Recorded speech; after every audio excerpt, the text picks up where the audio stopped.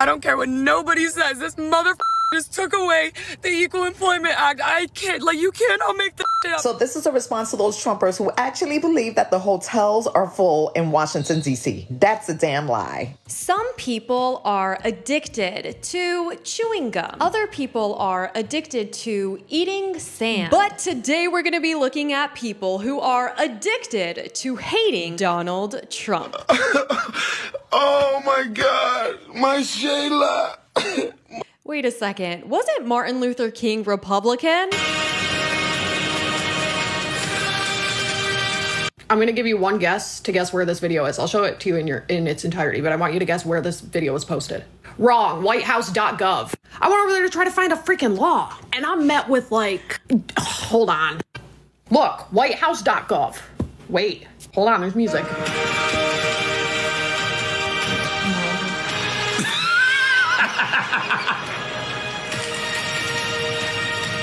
No. Wait for it. The ending is great. Hold on. No. Wait.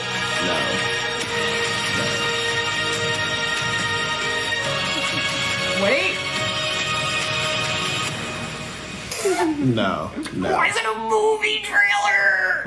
I mean, hey, I don't know what was wrong with that. I thought it was pretty cool. Wearing my Harris Walz hats through the next 4 years to let you know I didn't vote for this BS. It's a full-time job and it's extremely time consuming and Yes, I'm sure it is so hard. Does anybody else find it strange that they couldn't even come up with their own hat ideas and all of their hats are knockoffs of Donald Trump's hats?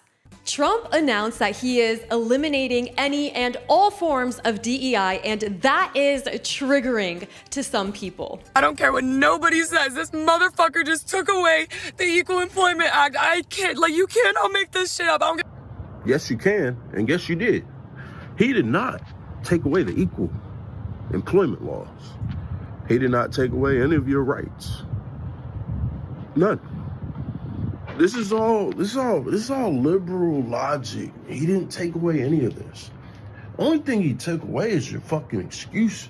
Oh. Now your excuses are out the door. Yes, because it is not a requirement or a law to be the best at what you do. However, you shouldn't expect the benefits of being the best if you are not. So he totally nailed it with this one.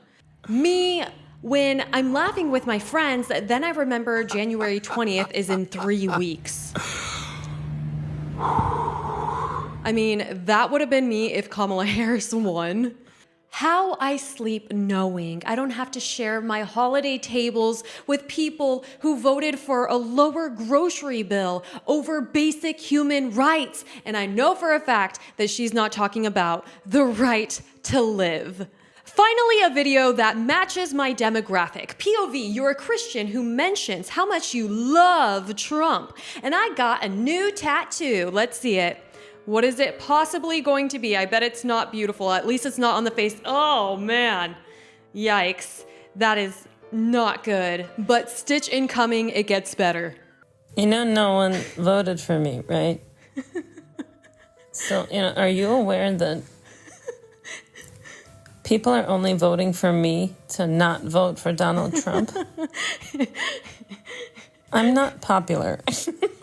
She's like her one true, real fan. But did you hear about the Gulf of America? To be changing the name of the Gulf of Mexico to the Gulf of America, which has a beautiful ring that covers a lot of territory. The Gulf of America, what a beautiful name. Okay. The eye movements were completely unnecessary. And I don't know why on earth she's pretending that her wine addiction and her alcoholism comes from Trump being elected. We all know that this is just another reason of many that she has to take a drink, right?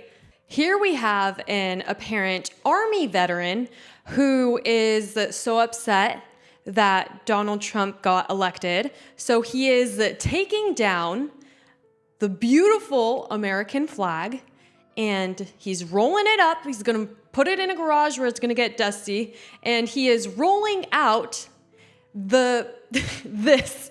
whatever this is.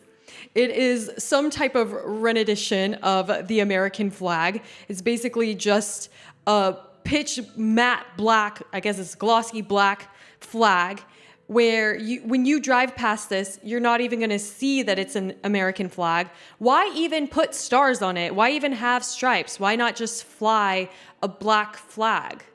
And because what does it even mean? It's just confusing more than anything. So this is a response to those Trumpers who actually believe that the hotels are full in Washington, D.C. That's a damn lie. I so graciously went to my Marriott Bonvoy account to show you how many rooms are available if you wanted to partake in the festivities. Marriott Bomba account? And she called us Trumpers? I was there, and they were selling them for thousands of dollars. There were so many people there that the Uber tickets were $80, $70, $100 sometimes, depending on the hour, because of how many people were there. And even though Trump said, basically, maybe don't come because there's not really space for all hundreds of thousands of you guys, still, everybody showed up just in hopes of maybe getting into the arena. So I don't know what she's talking about. I was there. I didn't have to look at an app to know that hotel prices in the DC area were like $600, $1,000 for what you would consider not the nicest hotels too. And so, okay. For Trump. So these are all the hotels that are available. Hotel here. Does that say $1,000, $800? Is that just their prices all the time? Hotel there, hotel there. $1,000 a night. Wow. And there, yes, this is a little bit more. $4,000 a night. Pricier, but they get better. $584. They get better. $500 a night. What? Or $554. Keep on going down. $700. These are all the hotels. Does she have the dates entered in there? I wonder. That's available during this time frame. Don't tell me people really made reservations to go see Donald Trump. 651, 659. There you go. They did. They were even booked out of the closest area to DC. We even had this conversation with our Uber driver. And the traffic as well was just insane. 531. All these hotels in Washington, D.C. She's like, guys, and these are really cheap hotels. They're only over $500 a night. Look, this is the cheapest one, $341. You have the nerve to tell me that your husband couldn't find a hotel room? Yeah, you're lying. Nobody's trying to go to this damn inauguration. I'm lying. I wish nobody tried to go to this damn inauguration because I stood outside for 7 hours in the freezing cold. And if nobody tried, then I would have gotten in. Okay? So don't tell me that, okay? Is it wrong that the minute I see that Tesla monster car, I think douchebag asshole? Like, that's the first thought. Is it wrong that I'm unable to control my emotions and I get angry by seeing certain brands of cars? I mean, no, it's not wrong. You can do whatever you want, but I think you're the biggest victim of it. First thought. What's your first thought that comes to mind when you see that car? I'm like, dude. Damn! That's what I think. I think, whoa, that's kind of scary looking. It looks like an actual tank. It looks like a zombie apocalyptic tank. That's what it looks like to me. Not what she said, but okay. Oosh. Is it wrong that the minute I see that? And I also think, they probably are maybe the top 10% of earners, maybe? So in 2025, a Cybertruck is about $82,000, and the top 10% of earners make around $167,000 a year. So actually, they're probably the top 5%? Top 5% is 300,000. So every time you see somebody with a Cybertruck, I'm just like, they're doing well. I mean, they are doing extraordinarily well. This person says, POV, me since 2020, having to do a double take on every red hat with white text on it. And the reason why he has to do a double take is because the Harris campaign has done so many knockoffs. realizing that the flags will be half-staff during the inauguration because of Jimmy Carter's funeral just really touched her heart. It made her so happy, and maybe she cried when she found out that that wasn't actually going to be the case anymore. As a government employee, what's so ironic about all of this shit going on with Trump making us go in person 5 days a week to promote efficiency, and also establishing the Department of Government Efficiency, the DOGE. What's really funny is because of all of this news and all of the change in policy, we are yapping more at work. We are trying to digest everything that's going on. We cannot get any work done because of how much information intake that existing in this administration requires. And we're not yapping just to yap. We're yapping because every single day a memo comes down from God knows where, telling us that there's a new rule that we need to enforce that for a job that does not relate to what we're doing.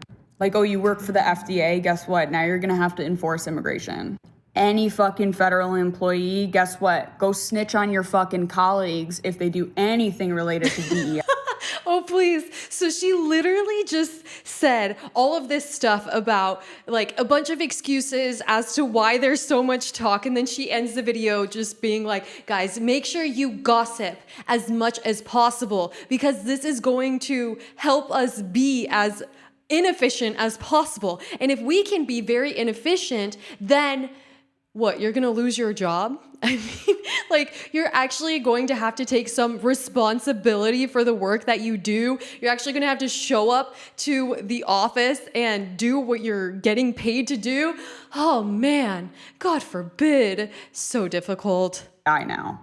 Like, this week has been such a whirlwind. I cannot get work done. She's like, the stress of having to do work is making me not do any work. And if they could just go back to not trying to have me do any work, then I wouldn't be stressed about not having to do any work. The wording of a TikTok isn't available message is so creepy. And so all the Hail the King vibes, the propaganda is hitting hard so fast. I mean, just be happy that TikTok is back, right? Right.